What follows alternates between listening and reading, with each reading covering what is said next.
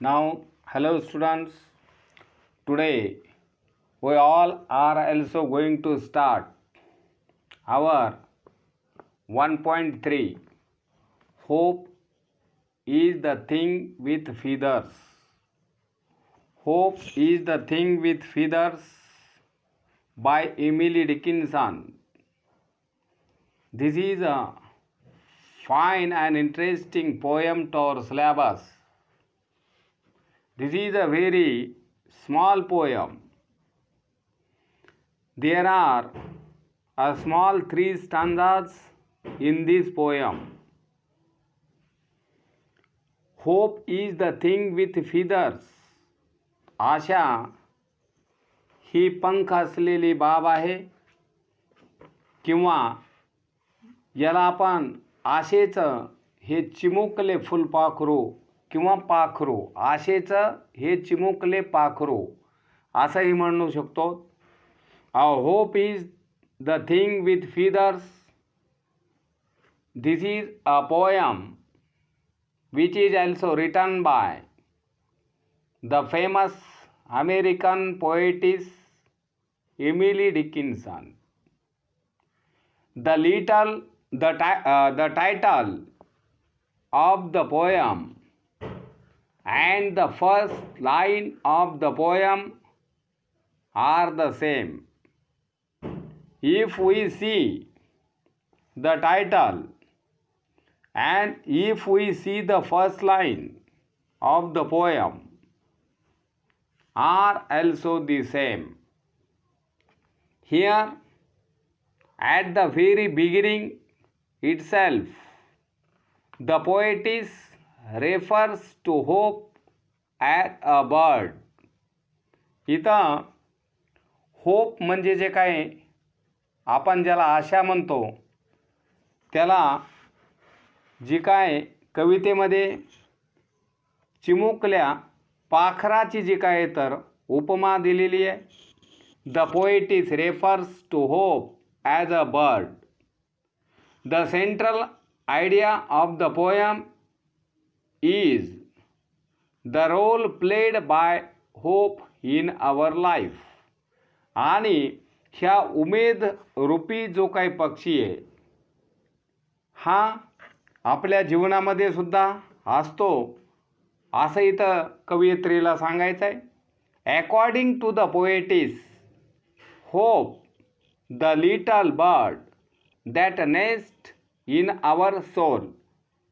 आणि कवयित्रीला असं म्हणायचं आहे की हा जो काय उमेद रूपी जो काही छोटा पक्षी आहे, हा आपल्या आत्म्यामध्ये त्याचं वास्तव आहे. and keeps us going even in the most difficult of times and demands nothing in return.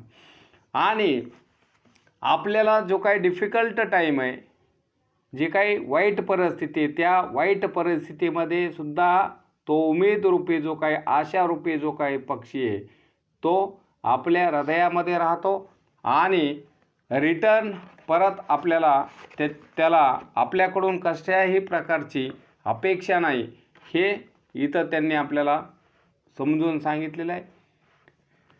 विद्यार्थी मित्रांनो,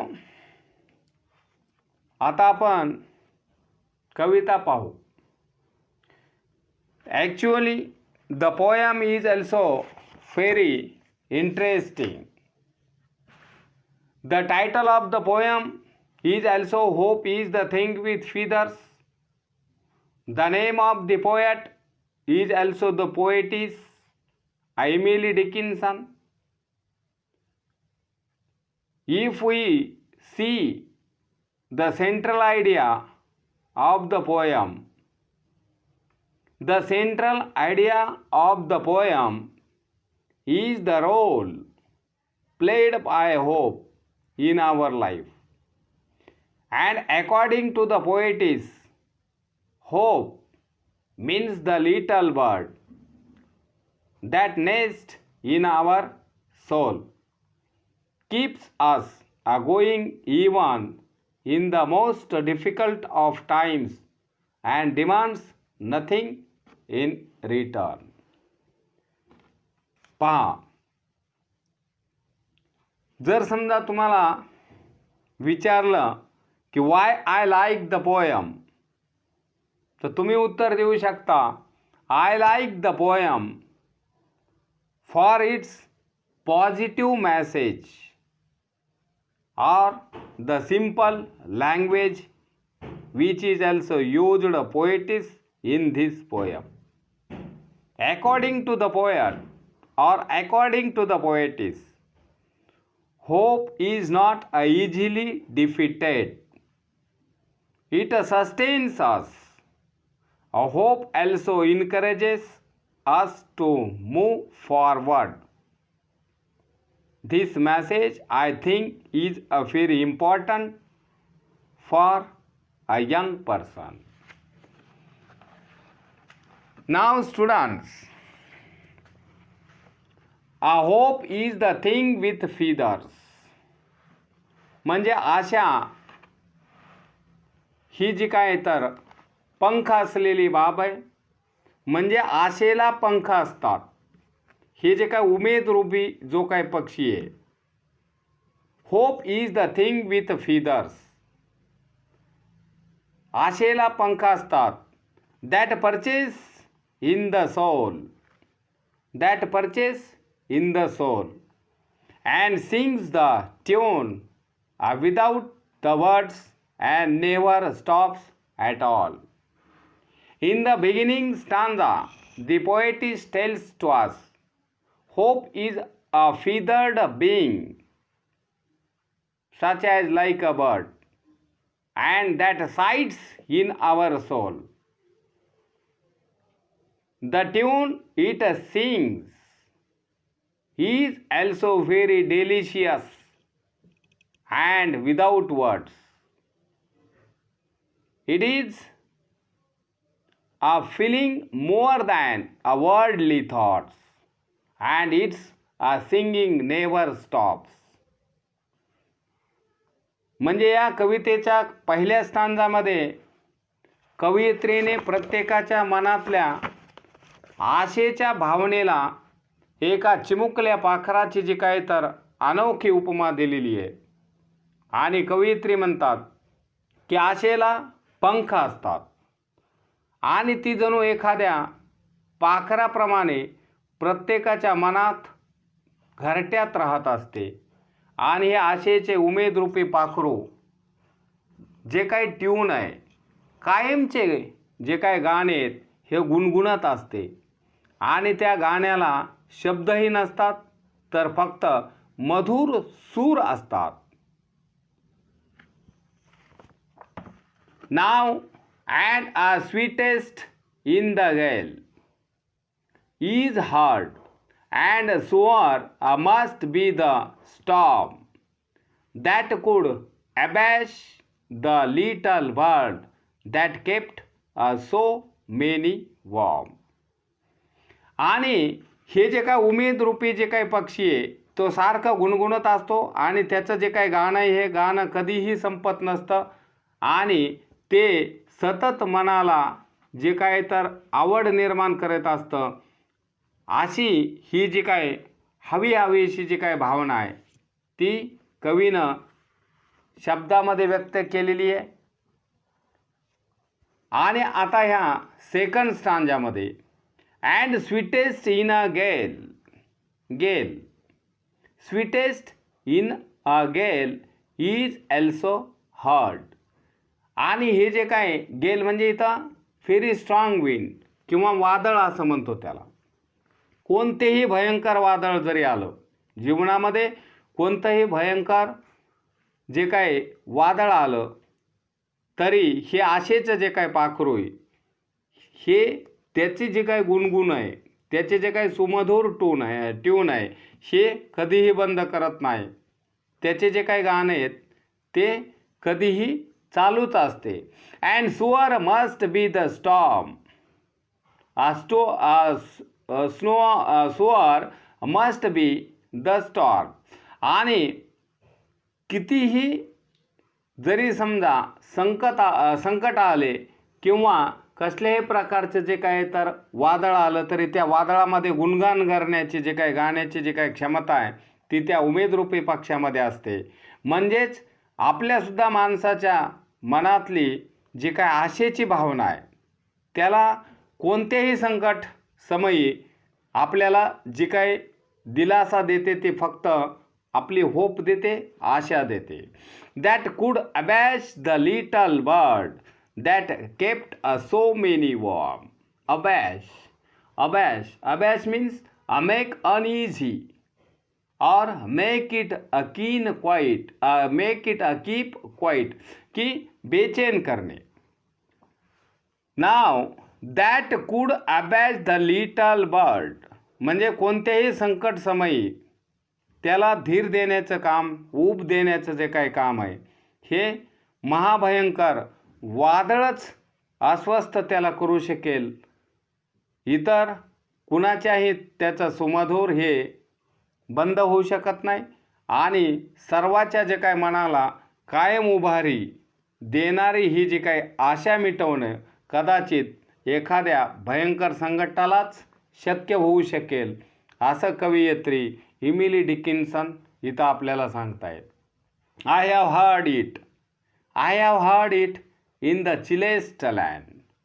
आणि अतिशय प्रतिकूल परिस्थितीमध्ये सुद्धा I have heard it or I have heard the tune of the bird in the chillest land means a most difficult situation. आणि वाईट परिस्थितीमध्ये सुद्धा, प्रतिकूल परिस्थितीमध्ये सुद्धा, अतिशय प्रतिकूल परिस्थितीमध्ये सुद्धा आशेच्या या पाखराने आपले जे काही गाणे आहेत हे गाणे मला ऐकविलेले आहे, म्हणजे या कवयित्रीला ऐकविलेले आहे. I have heard it, I have heard the singing of the bird in the chillest land and on the strongest sea. आणि हे जे काय गाणं आहे हे मी ऐकलं आणि प्रसंग कितीही बिकट असला तरी त्याने माझ्याकडून कसल्याही प्रकारची जी काय ती मोबदला मागितलेला नाही, असं कवयित्रीचं म्हणणं आहे. I have heard it in the chillest land and on the strongest sea, yet never in a extremity म्हणजे सर्वात वाईट प्रसंगात सुद्धा त्यांनी माझ्याकडून कसल्याही प्रकारची अपेक्षा ही व्यक्त केली नाही. I asked a crumb of me means a worst of situation. अतिशय वर्स्ट ऑफ सिच्युएशनमध्ये सुद्धा या उमेदरूपी पक्षाने माझ्याकडून कसल्याही प्रकारचा मोबदला हा मागितलेला नाही आहे. अशा पद्धतीची ही जी काही स्मॉल पोएम आहे की आशा ही पंख असलेली बाब आहे, यावर तुम्हाला जी काय आहे ती आज आत्ता चर्चा केलेली आहे की कवीनं तुम्हाला वेगवेगळ्या पद्धतीनं समजून सांगण्याचा प्रयत्न केलेला आहे की उमेदीमध्ये जी काय तर ताकद आहे आणि उमेदीला जे काय तर पक्षाचं रूपक वापरलेलं आहे. आणि हा उमेदरूपी पक्षी कवीच्या अंतरंगामध्ये किंवा हृदयामध्ये बसून सुमधुर अशा पद्धतीची शब्दातील धून गुणगुणत आहे. या अखंड गुंजनामुळं मनातील ही जी काय उमेद सकारात्मक व आनंदीदायी विचार उत्पन्न करत आहे. वादळातही हा उमेदरूपी पक्षी जसं अखंडपणे आपले गाणे गुणगुणत असतो, तसे कितीही संकटे आले तरी उमेद व्यापलेल्या मनावर त्या संकटाचा कोणताही परिणाम होत नाही. अशा पद्धतीनं कवीला असे वाटते की उमेदीमध्ये कोणत्याही संकटाचा सामना करण्याची व संकटांना दूर ठेवण्याची ताकद असते आणि ती संकटाची पर्वा देखील करत नाही.